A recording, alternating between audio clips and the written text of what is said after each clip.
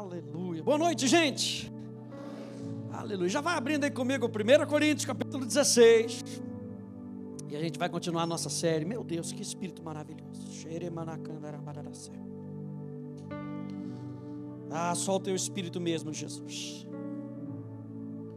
Para a gente poder resistir até o final é só pelo teu espírito. Para a gente poder correr a carreira só pelo teu espírito. Para a gente poder combater o bom combate é só pelo teu espírito, Jesus. Eu digo para você, aguenta até o final. Você vai sair mais forte. Quem está comigo nessa noite, aguenta até o final. Pastor Ed tem uma frase, tinha que ser marcado. Vira para duas pessoas e fala assim: não bate no tatame.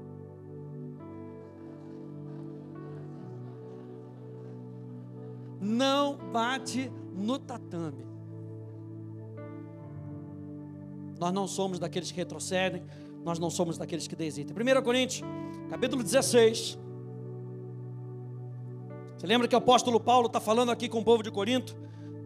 Ele dizendo: ô pessoal de Corinto, é o seguinte, eu vou visitar vocês por ocasião da minha passagem pela Macedônia, porque devo passar pela Macedônia. Então Paulo já está falando, eu vou passar pela Macedônia, eu preciso passar pela Macedônia, e por conta de passar pela Macedônia eu quero estar com vocês. E pode bem ser que eu me demore ou mesmo passe um inverno com vocês, para que vocês me encaminhem nas viagens que eu tenho de fazer.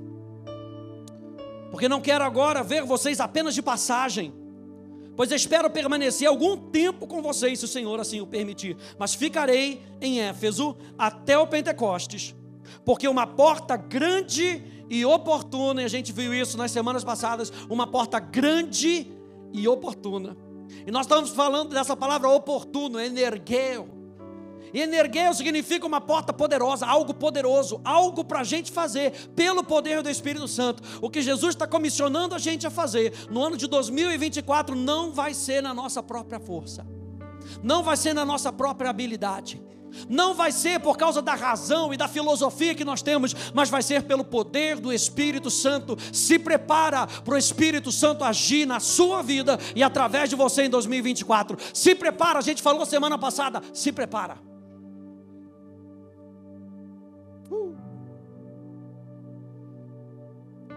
Mas ficarei um tempo em Éfeso, verso 8, até o Pentecostes, porque uma porta grande e oportuna para o trabalho se me abriu, mas há muitos adversários.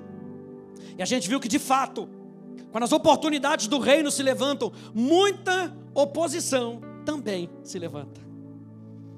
Paulo demonstra nessa declaração que ele vê a oposição ao evangelho como parte da evidência de que ele está sendo eficaz. O que Paulo está falando? Quanto mais oposição eu tenho, mais eu sei que eu estou certo. E às vezes a gente na nossa humanidade quer ficar encostadinho. Estão tentando me oprimir. Estão me perseguindo. O apóstolo Paulo está falando, pode vir. Pode vir. Porque eu sei que quanto mais eu estou fazendo para o reino, mais oposição vai vir. E porque mais oposição vai vir, eu sei que eu estou no caminho certo. O instinto de Paulo não é fugir das oposições, mas redobrar o seu ministério quando as coisas começarem a esquentar. A oposição na Bíblia, oposições na Bíblia, geralmente envolvem aqueles que falam contra o que Deus está falando, contradizendo muitas vezes de maneira hostil. Elas vêm como um obstáculo contrário.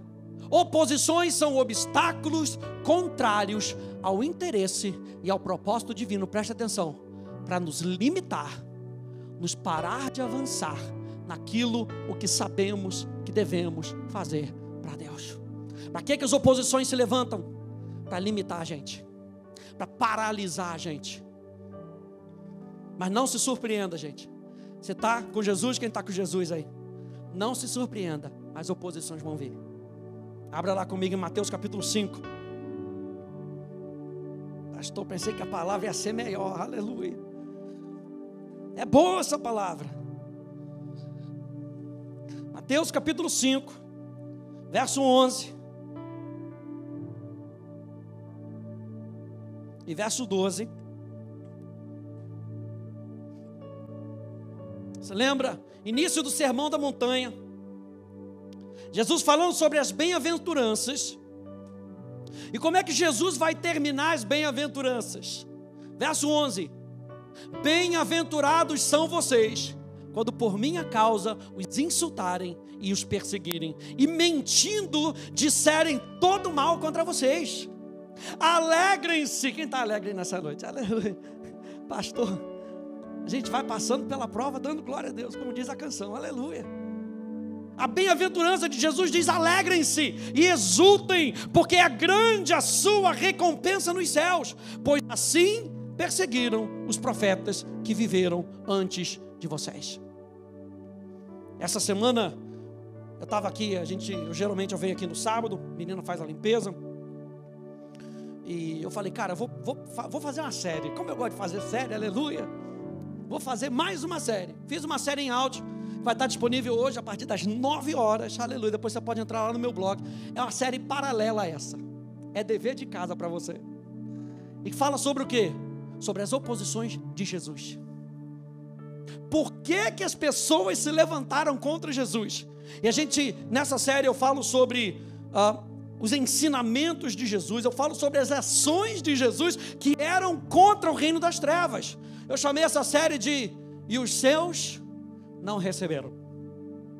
Então vai estar disponível para você. E os seus não o receberam.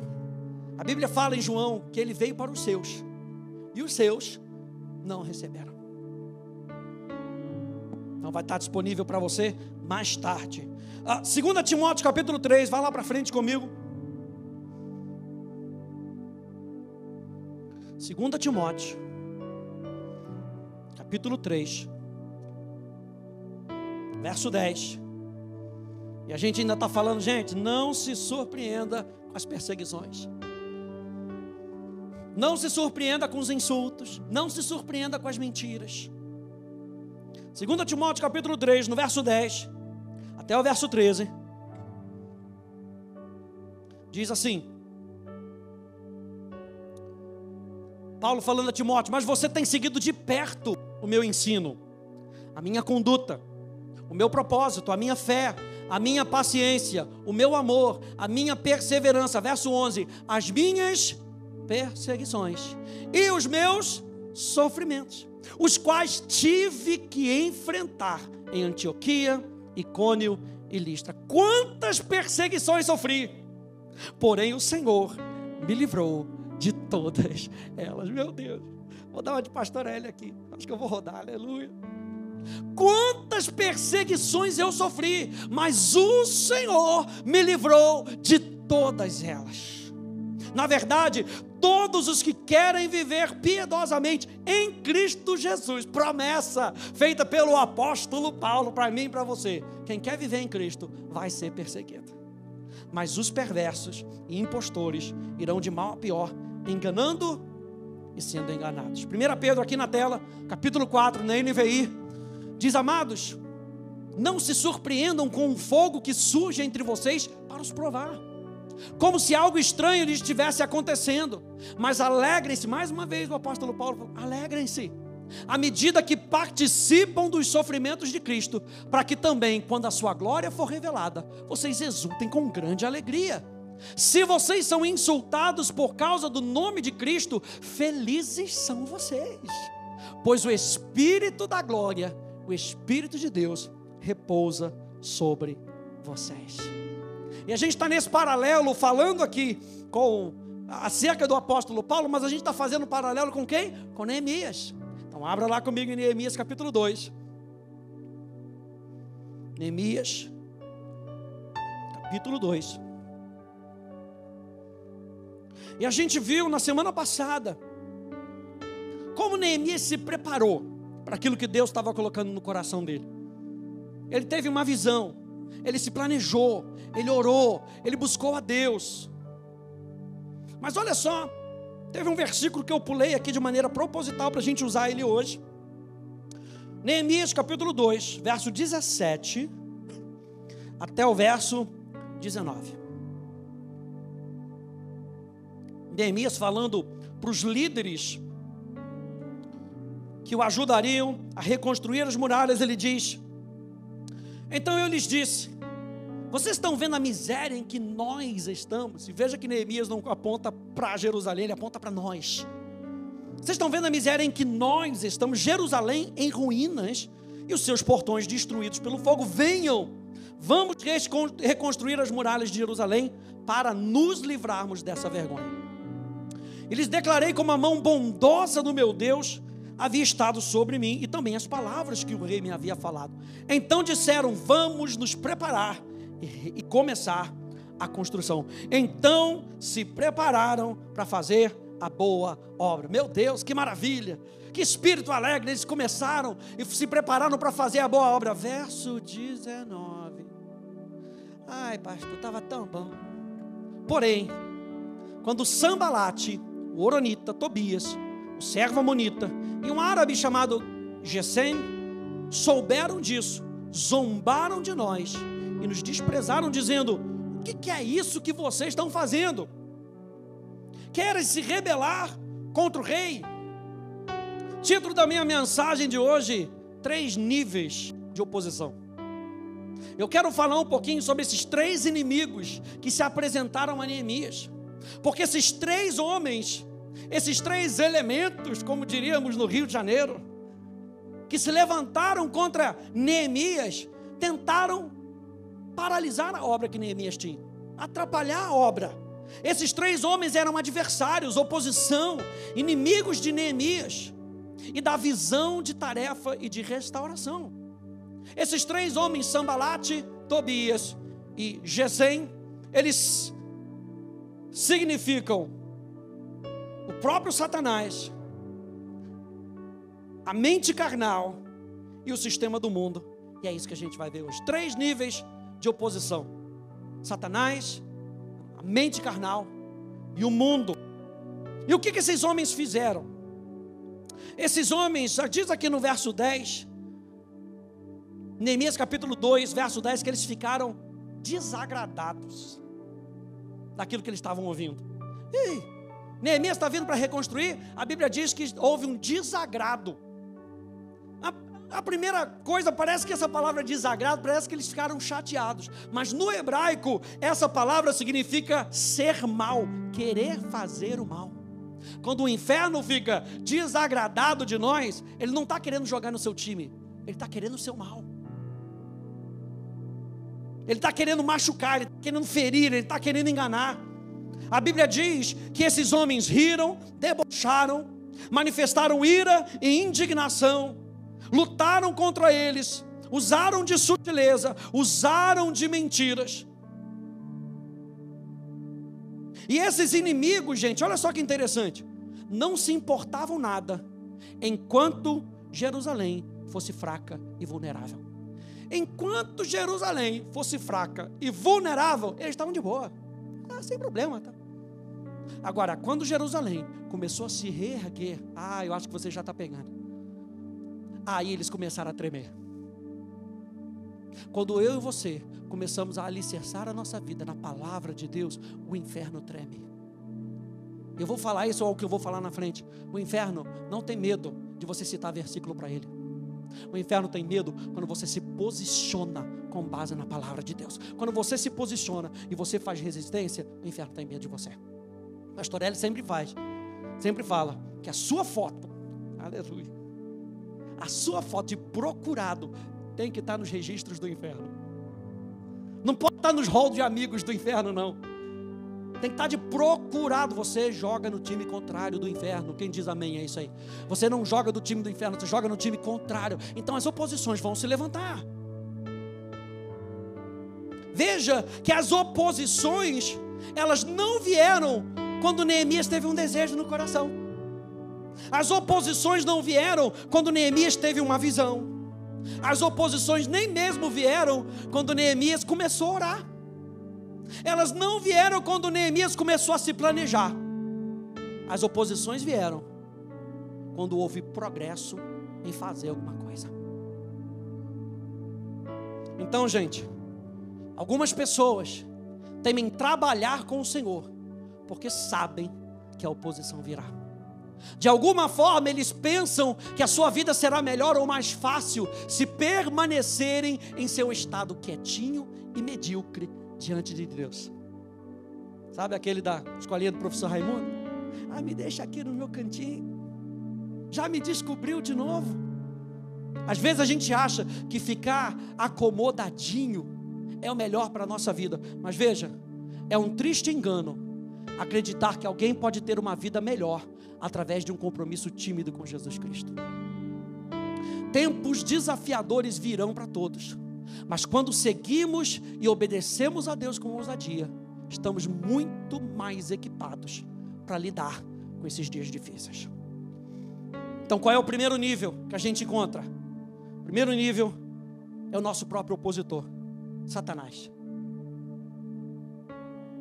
Primeiro ponto, Satanás é o nosso opositor. E aqui a gente usa a figura de Sambalate. A palavra Sambalate, Sanbalá, olha só o que significa: força, ódio em segredo ou inimigo secreto. Meu Deus. O nome Sanbalá tem origem babilônica e significa, na Babilônia significa sim, o Deus sim, ou Deus Naná, deu vida. Interessante que esse Deus Naná, esse Deus sim, era o Deus da lua. E na cultura babilônica, a lua era mais importante do que o sol. E você vê pelas escrituras que Jesus é o sol da justiça. Então Satanás tenta se levantar para dizer: sou mais importante. Você lembra lá de Ezequiel? Eu vou colocar meu trono lá em cima e vou ser mais importante do que o Todo-Poderoso. Como é que Satanás é retratado na Bíblia? 2 Coríntios 2:11, falando de um caso de alguém que tinha pecado, tinha sido afastado da igreja, e o apóstolo Paulo falou: vocês usem da disciplina que vocês vão usar, a disciplina que vocês vão usar, eu vou acatar, mas deixa eu dar uma dica para vocês: perdoem. Ele diz, a fim de que Satanás não tivesse vantagem sobre nós, pois não ignoramos as suas intenções. A gente aqui não vai fazer um estudo sobre Satanás. Eu só quero que você entenda que a gente não pode ignorar as intenções de Satanás. Como Satanás age? A Bíblia fala e usa alguns termos para Satanás. O primeiro dele, Satanás, que significa adversário, aquele que resiste. Quando o diabo se levanta contra a nossa vida, ele vai resistir àquilo que Deus está fazendo em mim e em você. Outro nome, diabo. A palavra diabo significa caluniador, difamador. Ele é chamado de serpente, dragão. Ele é chamado de um maligno. E a palavra maligno, no grego, significa perverso, mau, vil, inútil, cruel e degenerado. E você acha que a gente ainda vai ficar brincando com Satanás? Com o diabo? Satanás é chamado o Deus desse mundo ou Deus dessa era, enfatizando o domínio de Satanás sobre esse período, sobre essa economia final, que é tão marcado por um aumento crescente na apostasia. Lembra que a gente falou que a oposição quer parar a gente? Satanás, como Deus desse mundo, governa esse mundo para que a gente possa esfriar na caminhada. É ele quem está operando isso. Satanás é chamado o príncipe do poder do ar, o espírito que trabalha nos filhos da desobediência, o acusador dos irmãos, o tentador, Belial. E Belial significa ruína sem esperança. Tem alguma coisa boa vindo de Satanás? Todos os nomes dele na Bíblia significam algo ruim. Ele é chamado de Belzebu, e Belzebu significa senhor do esterco. Meu Deus, pastor, não fala essa palavra na igreja. Belzebu significa senhor das moscas, falando nomes de reprovação, nomes de impureza aplicados a Satanás. Ele é orgulhoso, ele é rebelde sem lei, ele é caluniador, ele é um mentiroso, e Satanás é o enganador. Abra comigo 1 Tessalonicenses, segura Neemias e vai em Tessalonicenses, Quantos aí estão entendendo nessa noite que Satanás é força opositora? 1 Tessalonicenses,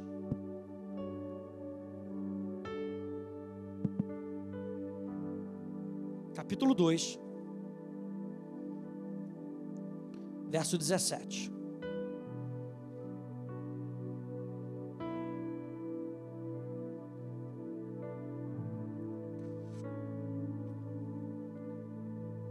Primeira Tessalonicenses, capítulo 2, verso 17, até o verso 20. Diz assim: nós, irmãos, estando separados de vocês por breve tempo, ficando longe dos olhos, mas perto do coração, com muito mais empenho e com grande desejo, procuramos ir vê-los pessoalmente. Por isso quisemos ir até vocês, pelo menos eu, Paulo, por mais de uma vez.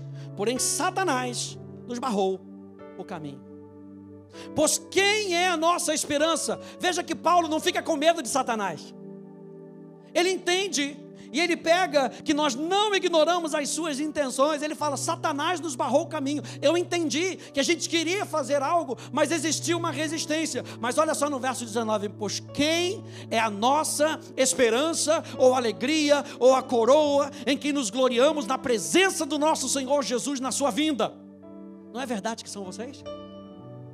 O apóstolo Paulo falou: eu sei que tinha resistência, mas eu estava indo por causa daquilo que Deus ia fazer em vocês. Lembra que nós falamos de Neemias? Neemias não estava interessado em si nas muralhas de Jerusalém, ele estava interessado nas pessoas que moravam em Jerusalém. E o apóstolo Paulo fala isso: sim, vocês são realmente a nossa glória e a nossa alegria. Um escritor chamado Alan Redpath diz assim: não há ganho sem guerra, não há oportunidade sem oposição, não há vitória sem vigilância. Pois sempre que o povo de Deus diz: levantemo-nos e edifiquemos, Satanás diz: deixe-me levantar-me e opor-me. Por quê? É natureza dele. Diga assim comigo: é natureza de Satanás se opor ao que Deus está fazendo. É natureza de Satanás.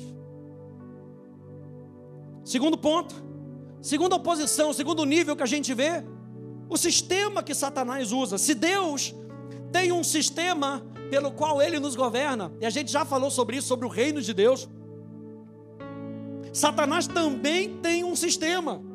E como é chamado o sistema de Satanás? O mundo. E a gente vê aqui representado pela imagem de Gezen. E Gezen significa uma chuva forte ou violenta. Vamos juntar aqui. Gezen é descrito como o árabe, Aravi. E árabe em hebraico significa aquilo que é misturado. Ou seja, não é puro. Árabe em hebraico, a raiz dessa palavra significa partir para longe ou vagar.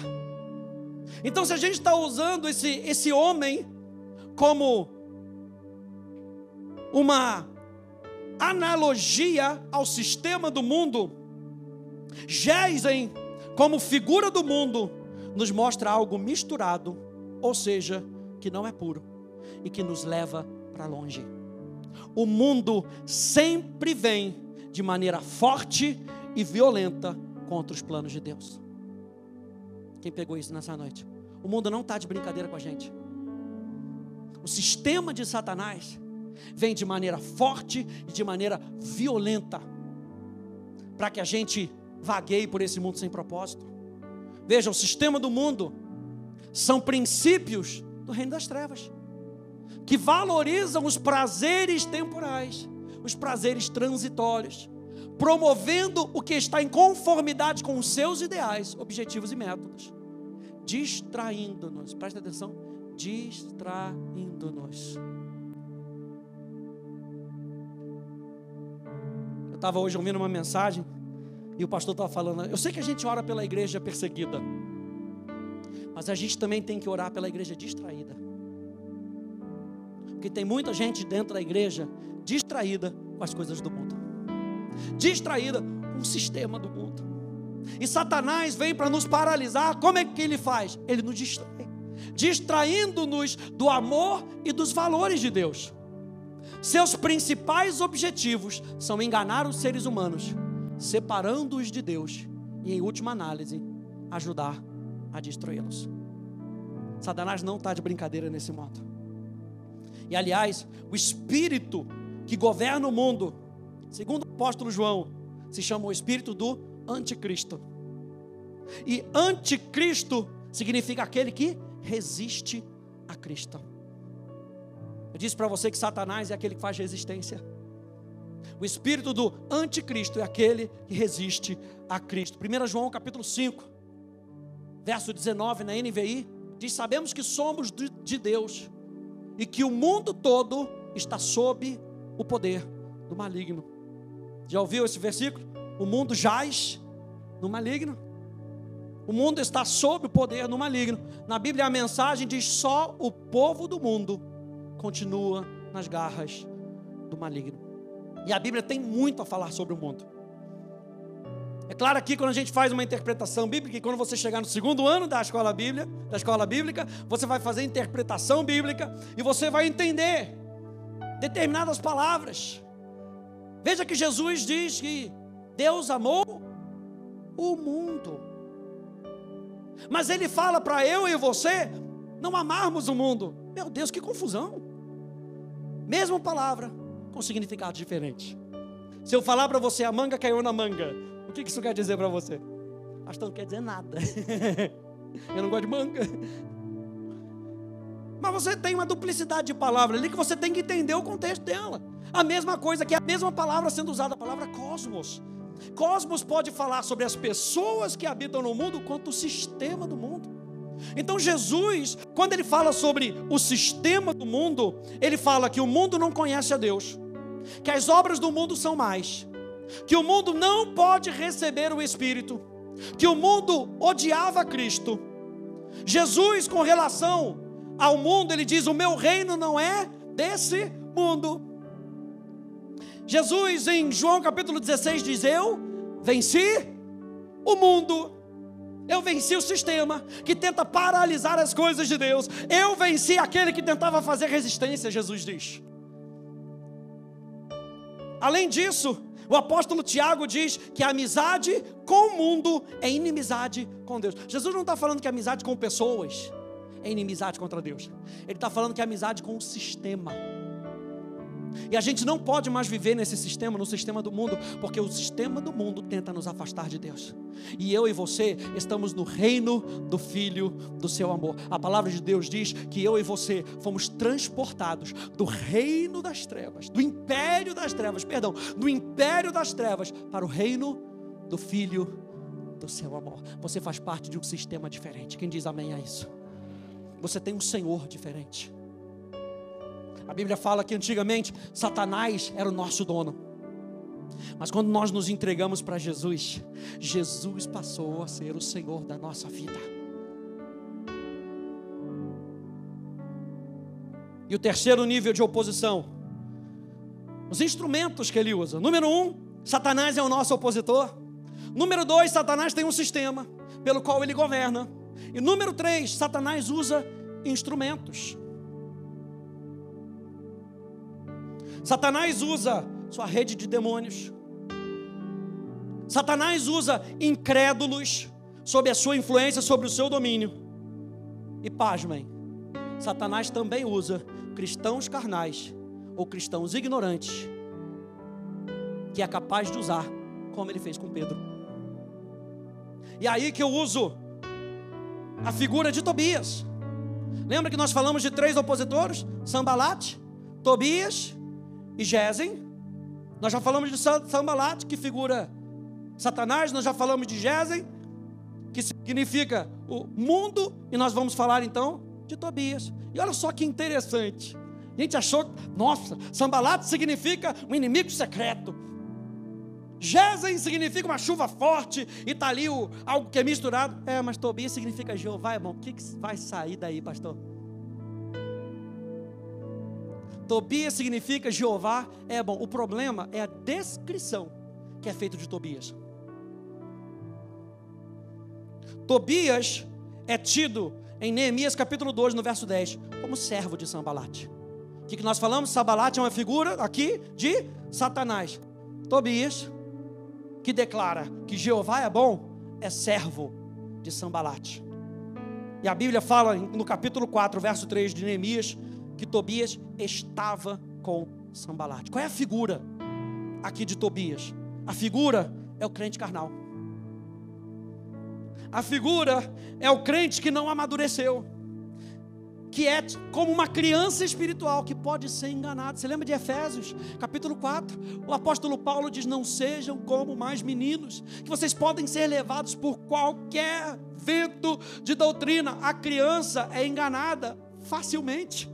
Por isso é que na Bíblia todo o trajeto que Deus tem para mim e para você é de crescimento, para que você não mais seja enganado pelo inferno.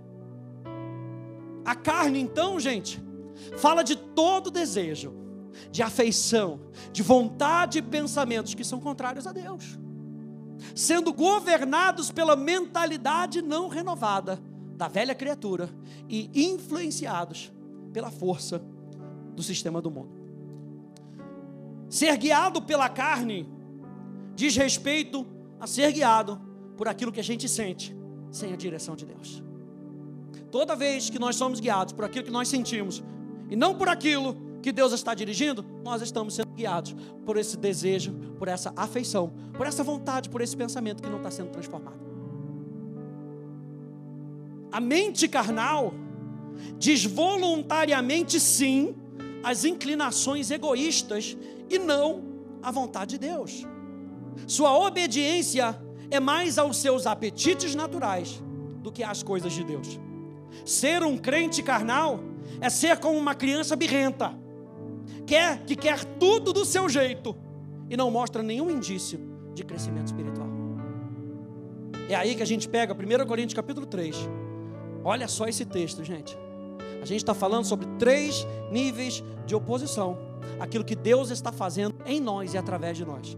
1 Coríntios capítulo 3 diz: irmãos, não lhes pude falar como a espirituais. E espirituais aqui é maduro. Eu não pude falar a vocês como pessoas maduras, mas como a carnais. E ele explica: como a crianças em Cristo. Dei-lhes leite e não alimento sólido, pois vocês não estavam em condições de recebê-lo. De fato, vocês ainda não estão em condições. Imagina, o apóstolo Paulo estava falando, naquela época vocês não estavam em condição. Seria muito bom o apóstolo Paulo falar agora: mas agora vou encher vocês de picanha espiritual. Aleluia! Vai ter carne com aquela gordura. Gordura na Bíblia é símbolo do Espírito Santo, da unção. Aleluia! Carne de picanha abençoada, glória a Deus. Mas o apóstolo Paulo fala assim: vocês eram crianças, vocês continuam crianças. Veja, porque ainda são carnais. Porque visto que a inveja e divisão entre vocês não estão sendo carnais e agindo como o quê? Mundanos. Quem são os mundanos? São aqueles que estão debaixo do sistema do mundo, governado por Satanás. Na Bíblia Viva diz: queridos irmãos, estou lhes falando como se na vida cristã vocês ainda fossem apenas criancinhas, que não estão seguindo ao Senhor, mas os seus próprios desejos.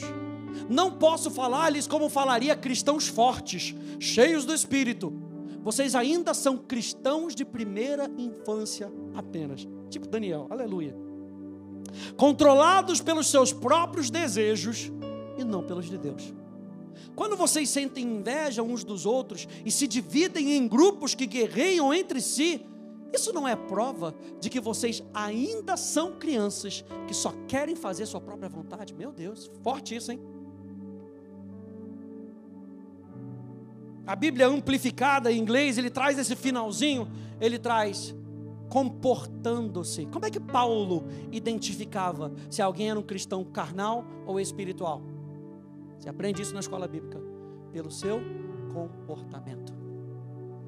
Paulo via com seus próprios olhos o comportamento daquelas pessoas. Ele diz: comportando-se segundo os padrões mundanos, como meros homens não transformados. Eu quero dizer para você nessa noite, gente, que a carne, aquele desejo que é contra a vontade de Deus, a carne é sua inimiga. Quem está comigo nessa noite? A carne é sua inimiga. A carne é inimiga dos propósitos de Deus. Enquanto nós damos mais oportunidade para o Espírito Santo agir, sendo cheios da verdade, nós podemos dar mais oportunidade ao inimigo quando agimos na carne. Como é que a gente dá oportunidade para o Espírito Santo?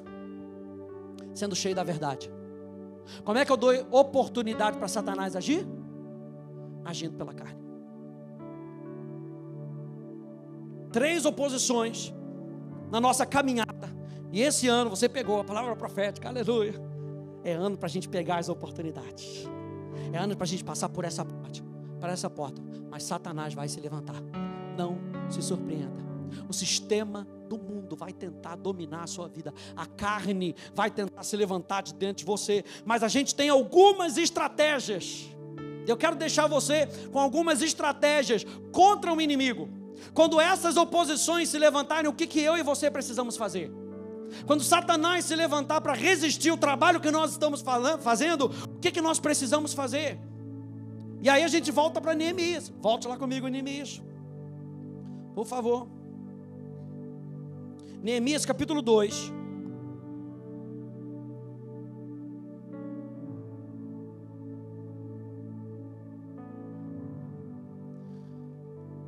Quais são as estratégias que eu e você temos? Número 1, vá com a autoridade que Deus te dá. Anota isso.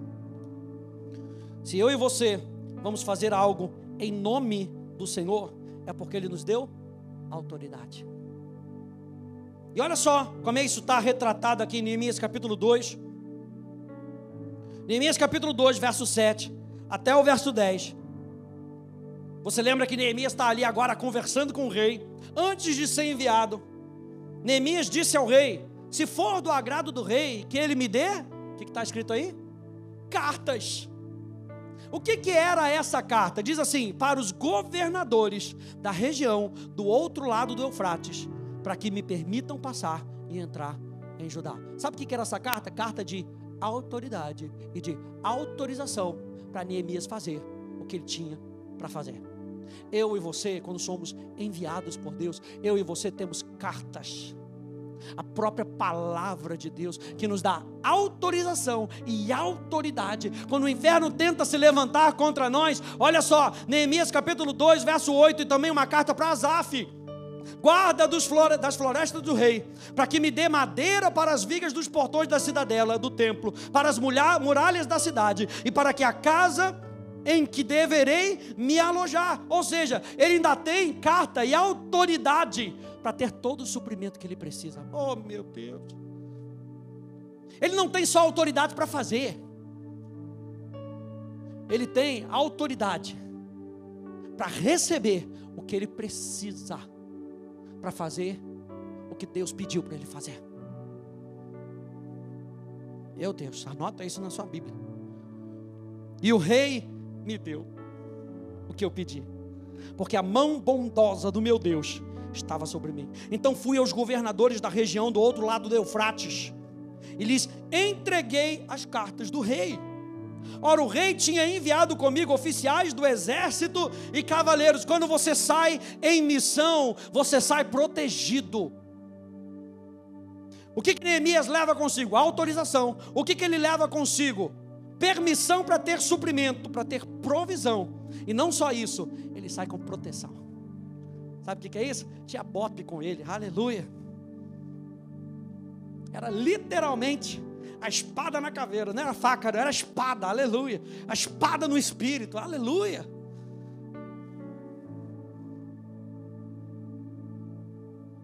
Mas Sanbalate, Horonita e Tobias, o servo amonita, ficaram sabendo disso e não lhes agradou nem um pouco. Olha a minha cara de preocupação.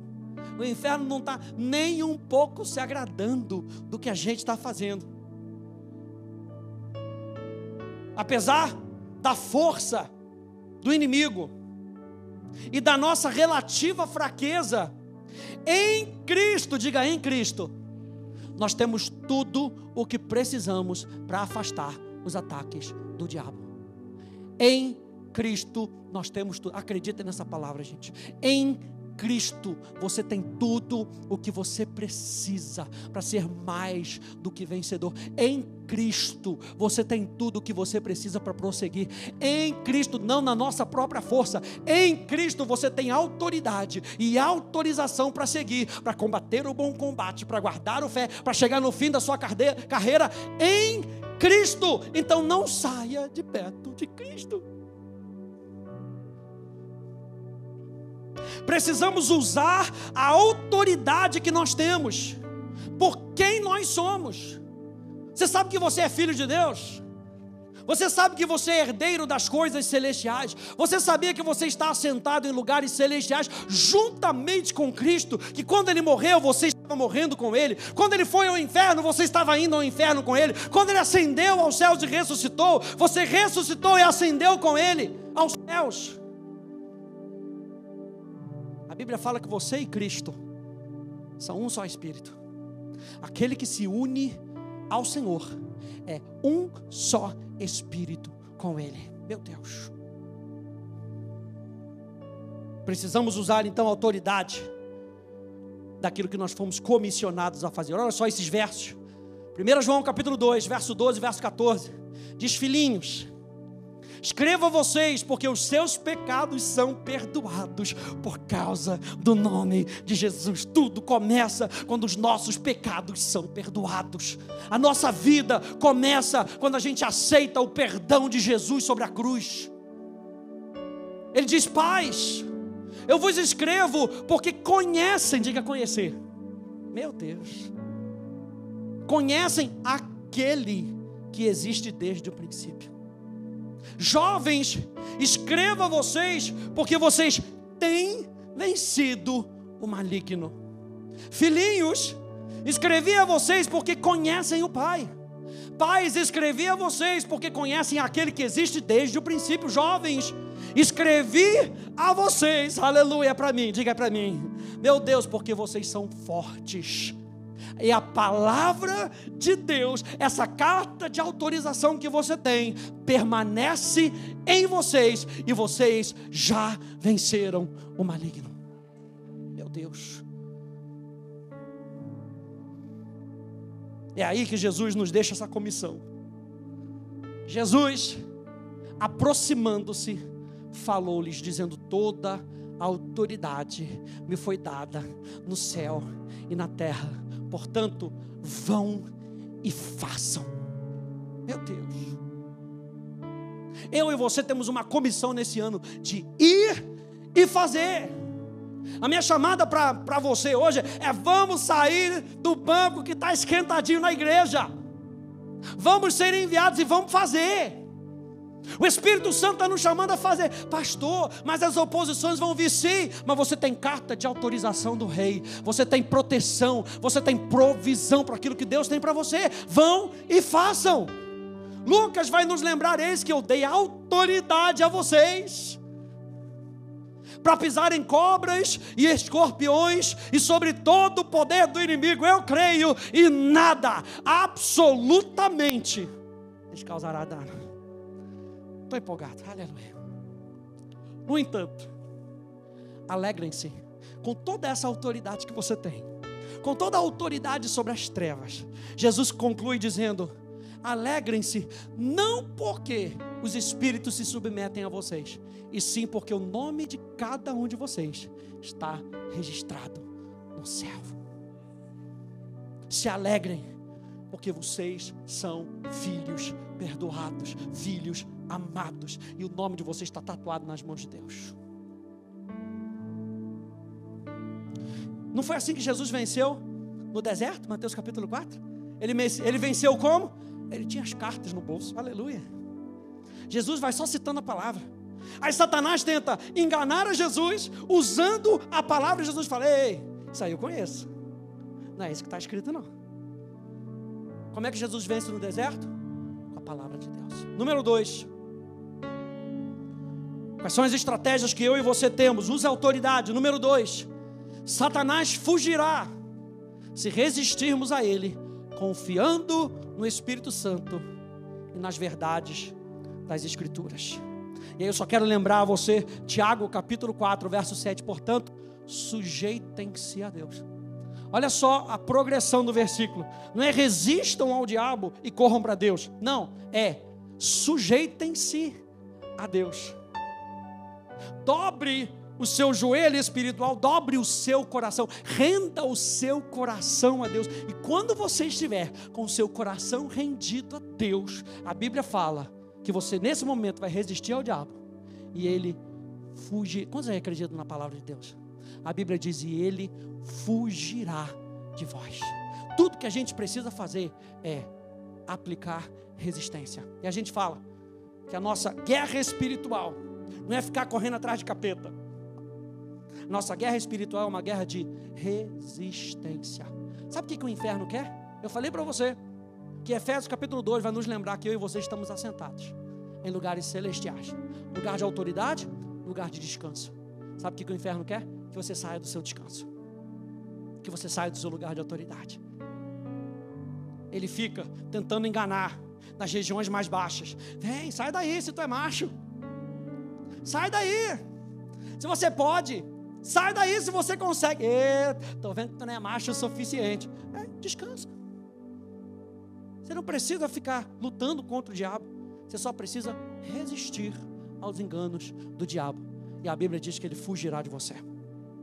Quando a gente renova a nossa mente, nós estamos tanto dando fundamento para o Espírito, quanto criando uma fortaleza contra os ataques do diabo. Se sujeitar a Deus é renovar a sua mente com a palavra de Deus, continuamente, todos os dias. E quando você está fortalecendo o seu espírito, o diabo não tem vez com você. Por isso que a Bíblia fala em Efésios capítulo 6 da armadura de Deus. Ele fala do capacete da salvação, gente. Coloca o capacete da salvação. E o capacete da salvação fala de uma mente blindada por aquilo que Jesus fez na cruz do Calvário.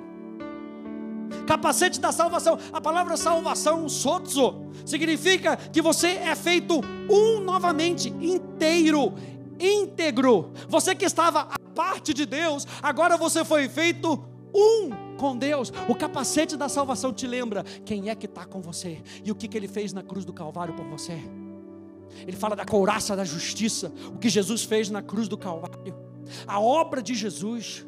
Ele fala do cinturão da verdade, que ajusta toda a nossa vida. Ele fala da espada da palavra, ele fala do calçado do evangelho da paz. E ele fala do escudo da fé, com os quais você é capaz. Diga, eu sou capaz. Diga, em Cristo eu sou capaz. Ele fala, o escudo da fé, pelo qual você é capaz de apagar os dardos inflamados do inferno. Número 3, então, para a gente terminando. O grupo de música pode subir. Número 3. Confie em Deus e continua trabalhando. O que o diabo quer fazer? Parar a sua vida. O que o diabo, o grupo de música pode subir? Cadê o pessoal? Aleluia.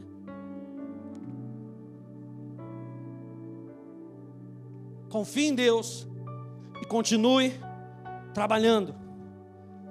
Qual foi a primeira resposta que Neemias deu?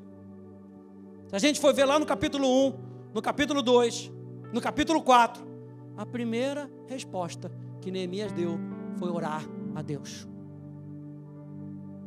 A nossa primeira arma contra a oposição das trevas é a oração.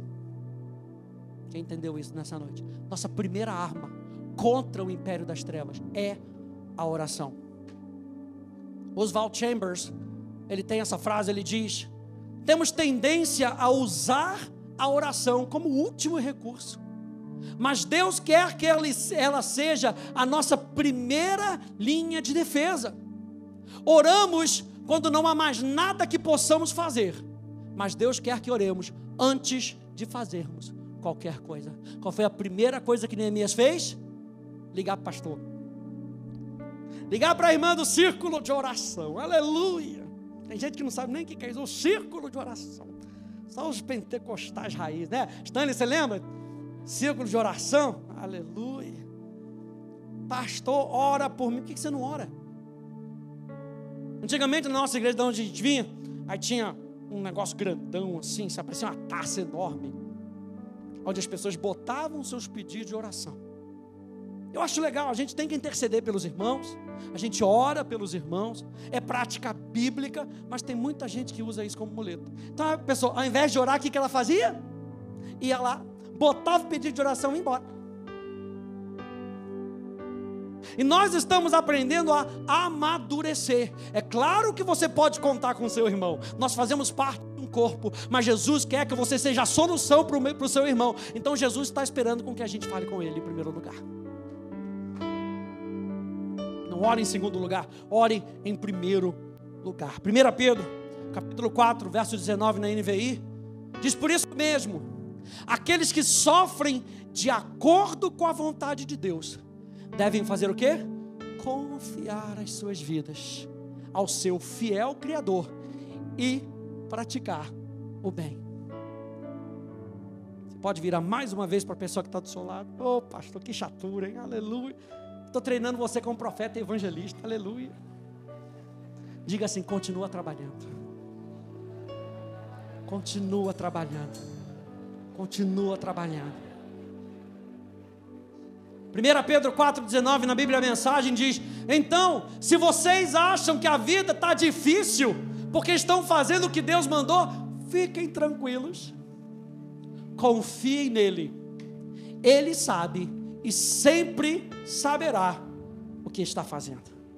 Amém. 1 Pedro capítulo 5, abra lá comigo. E se você puder, fique de pé. 1 Pedro capítulo 5.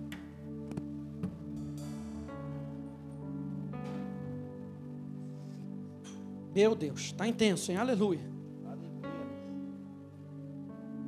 1 Pedro capítulo 5, no verso 8 até o verso 11.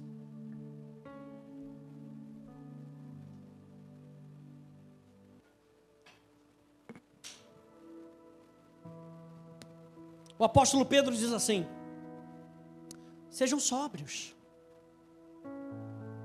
O que é estar sóbrio? Você está alerta. Uma pessoa bêbada não fica sóbria, ela não tem o seu juízo. O apóstolo Pedro está falando: sejam sóbrios e vigilantes. O inimigo de vocês, o diabo, anda em derredor como leão que ruge procurando alguém para devorar. Lembra que a gente falou? O diabo não é seu amigo. O sistema do mundo não é pró você. A carne não é sua amiga. O diabo tenta devorar vocês. Verso 9: resistam-lhe firmes na fé. Lembra da nossa série, que eu ainda não terminei, falando sobre fé? Que fé é viver em total união com Deus, dependendo dele. Não é uma fórmula mágica, não são alguns versículos positivos que a gente usa em momentos de necessidade. Fé é viver com Deus. Portanto, aquele que vive com Deus deve crer que Ele existe e que se torna galardoador daqueles que o buscam. E aí o apóstolo Pedro diz: resistam-lhe firmes na fé, certos de que os irmãos de vocês, espalhados pelo mundo, estão passando por sofrimentos iguais ao de vocês. Verso 10, se segura. E o Deus de toda graça, que em Cristo os chamou à sua eterna glória, depois de vocês terem sofrido por um pouco, Ele mesmo, aleluia, Ele mesmo. Você acha que Ele vai enviar qualquer coisa? Não, Ele mesmo, o próprio Deus vai se manifestar, o próprio Deus vai chegar. Por isso que quando a gente conhece os nomes de Deus, e a gente pega os nomes de Deus, a gente estuda isso na escola bíblica. Jeová, que é o nome da aliança de Deus. E o nome Jeová, como nome de aliança de Deus, é o nome onde Deus se manifesta para te abençoar. Aí você pega Jeová Rafá, o Senhor é a minha cura. Ele não tem cura para você. Deixa eu ver se Deus tem cura. Deixa eu ver se tem um pouquinho no meu potinho de cura. Ele é a minha cura. Jeová Nissi, o Senhor é a minha vitória. Ele é a minha vitória. Jeová Sabaoth, o Senhor dos exércitos. Não quer dizer que Ele manda um anjo poderoso. Ele vai à frente da batalha comigo. Ele está comigo. Nós cantamos aqui hoje. Ele está comigo. E o Deus de toda a graça, Ele mesmo irá aperfeiçoar, firmar, fortificar e fundamentar vocês. A Ele seja o domínio para sempre. Amém. A Ele seja toda a honra, a Ele seja toda a glória, a Ele seja todo o louvor, a Ele seja a adoração da minha vida, a Ele tudo que eu sou, tudo que eu tenho, a Ele que me acompanha durante as crises da minha vida, a Ele que nunca desiste de mim. Ele é aquele que vai estar comigo. Ele nunca desiste, Ele nunca me deixa. O nome dele é Emanuel, o nome dele é Deus conosco, o Deus que não nos abandona.